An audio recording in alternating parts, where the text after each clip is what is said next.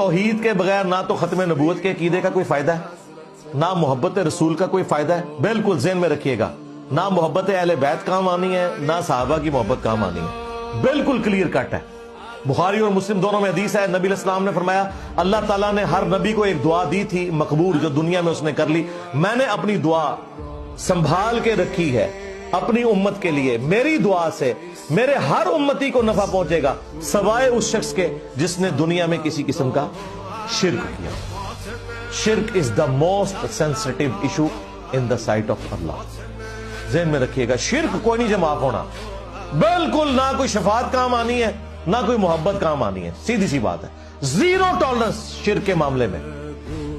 صحیح مسلم میں حدیث ہے اگر میرا بندہ زمین و آسمان بھی گناہوں کے بھر کے لے آئے اور اس نے میرے ساتھ شرک نہ کیا ہوا، میں اتنی مغفرت کے ساتھ اس کے ساتھ قیامت والے دن ملاقات کروں گا، بشرطے کہ اس نے شرک نہ کیا ہوا.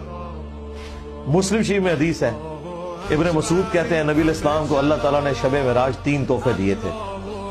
نمبر 1 5 نمازوں کا تحفہ، نمبر 2 سورۃ البقرہ کی آخری 2 آیات، اور نمبر 3 اگر آپ کا کوئی امتی شرک نہیں کرے گا نا تو میں اسے بخش دوں گا.